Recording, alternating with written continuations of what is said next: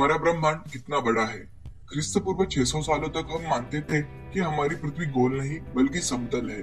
16वीं शताब्दी तक इंसान मानते थे कि पृथ्वी हमारी सौरमाला का केंद्र है। परंतु आज मनुष्य ने हमारी सौरमाला और ब्रह्मांड के बारे में कई सारी चीजें जान ली है। हमारा सूर्य हमारी सौरमाला का केंद्र है और हमारी सौरमाला के ग्रह सूर्य की परिक्रमा करते हैं। परंतु हमारा ब्रह्मांड सच में कितना बड़ा है? क्या इसका कोई अंत है?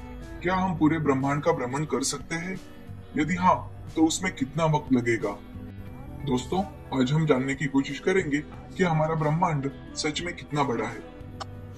तो हमारी पृथ्वी से शुरू करते हैं। हमारी पृथ्वी हमारे सौरमाला का हिस्सा है, जिसमें सूर्य केंद्र स्थान पर है। ऐसे अरबों सौरमाला मिलाकर हमारे आकाशगंगा बनती है। हमारी आकाशगंगा का नाम मिल्की वे है। सिर्फ हमारी मिल्की वे आकाशगंगा में सूर्य जैसे 100 अरब तारे हैं, जिसमें से कई सारे तारे हमारे सूर्य से काफी बड़े हैं। और हबल टेलीस्कोप की जानकारी से पता चला है कि ऐसी कम से कम 100 अरब आकाशगंगा हमारे ब्रह्मांड में है। परंतु वैज्ञानिकों के हिसाब से यह संख्या 200 अरब तक हो सकती है। इसका मतलब हमारे ब्रह्मांड में 100 अरब गुना 100 अरब तारे हो सकते हैं। परंतु यह संख्या इतनी बड़ी है कि इससे हमें ठीक तरह से ब्रह्मांड की आकार की समझ नहीं आती। इसलिए इसे समझने के लिए हम एक सीधा उदाहरण लेते हैं।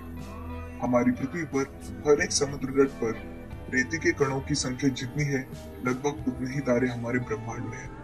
इसका मतलब जैसे हम समुद्र तटों पर के रेती के कणों की गिनती नहीं कर सकते, वैसे ही ब्रह्मांड के तारों की सही से संख्या निकालना नामुमकिन है। इससे हमारा ब्रह्मांड कितना बड़ा है, इसकी कल्पना आती है। जैसे कि आप जानते हैं कि ब्रह्मांड के दो स्थानों का अंतर प्रकाश वर्ष यानी लाइट ईयर्स में मापते हैं। एक प्रकाश वर्ष यानी एक वर्ष में सूर्य किरण जितना दूर जा सके वो अंतर। सूर्य किरणों को सूर्य से पृथ्वी तक का 14.9 करोड़ किलोमीटर का अंतर पूरा करने में सिर्फ 8 मिनट लगते हैं। इसका मतलब एक प्रकाश वर्ष काफी लंबा अंतर है। हमारे ब्रह्मांड को हम दो प्रकारों में देख सकते हैं। पहला, ऑब्जर्वेबल यूनिवर्स, जिसे हम देख सकते हैं और इसमें पृथ्वी को केंद्र समझकर जितनी दूर हम देख पाए वो ब्रह्मांड का हिस्सा। तो देखते हैं यह ऑब्जर्वेबल यूनिवर्स कितना बड़ा है। मानो कि यह हमारा ऑब्जर्वेबल यूनिवर्स है। इसमें हमारी पृथ्वी को हम केंद्र समझते हैं, जहाँ से हम ब्रह्मांड के चारों ओर देख रहे हैं।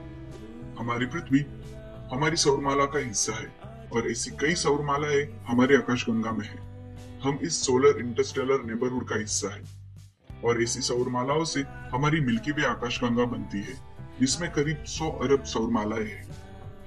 हमारी आकाशगंगा हमारे लोकल गैलेक्टिक ग्रुप का हिस्सा है, जो करोड़ों आकाशगंगाओं से बना है और जो वर्गो सुपर क्लस्टर का हिस्सा है। वर्गो सुपर क्लस्टर में कई आकाशगंगाएं हैं और यह ब्रह्मांड के लोकल सुपर क्लस्टर का हिस्सा है। इस क्लस्टर में अरबों तारे हैं और अरबों ग्रह हैं जो तारों की परिक्रमा कर रहे हैं। यह लोकल सुपर क्लस्टर हमारे ऑब्जर्वेबल यूनिवर्स का एक छोटा सा हिस्सा है। तो ये था ऑब्जर्वेबल यूनिवर्स। अब देखते हैं दूसरा प्रकार, होल यूनिवर्स, यानी पूरा ब्रह्मांड। इसमें जो हिस्सा हम देख सकते हैं वो आता है और जो नहीं भी देख सकते वो भी आता है। जैसे कि हम जानते हैं कि हमारा ब्रह्मांड 13.8 अरब साल पुराना है। हमारे पास सूर्य किरण पहुंचते हैं तो हमें चीजें दिखाई देती है। इसका मतलब हमारा ऑब्जर्वेबल यूनिवर्स में हम किसी भी और देखते हैं तो ज्यादा से ज्यादा हम 13.8 अरब प्रकाश वर्ष देख सकेंगे। यानी हमारे ऑब्जर्वेबल यूनिवर्स का डायमीटर लगभग 27 अरब प्रकाश वर्ष जितना बड़ा है। परंतु यह सही नहीं है। हमारे ब्रह्मांड का प्रसरण हो रहा है, यानी वो एक्सपांड हो रहा है। इसलिए अगर 13.8 अरब साल पहले के तारे की किरणें आज हमें दिखाई देती है, इसका मतलब वह तारा और दूर जा चुका है।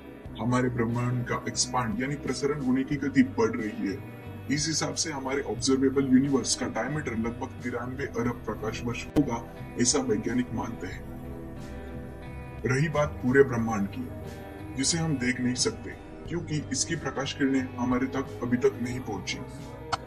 इसका मतलब हम ऑब्जर्वेबल यूनिवर्स के आगे नहीं देख सकते। परंतु क्या कभी हम इसके आगे देख पाएंगे? उसके लिए हमें क्या करना होगा? जैसे जैसे हमारा ब्रह्मांड पुराना होता जाएगा, हमारे पास प्रकाश किरण जो 13.8 अरब प्रकाश वर्ष से भी दूर है, वो पहुंचते जाएंगे। इसका मतलब हमें सिर्फ वक्त बीतने की राह देखनी है। जैसे जैसे वक्त बीतेगा वैसे धीरे धीरे हमारा ब्रह्मांड का अनदेखा हिस्सा दिखाई देने लगेगा। दोस्तों, तो आपको क्या लगता है ब्रह्मांड के आकार के बारे में, ये कमेंट में जरूर लिखें। अगर आपको ये वीडियो पसंद आया तो इसे लाइक, शेयर और कमेंट जरूर करें।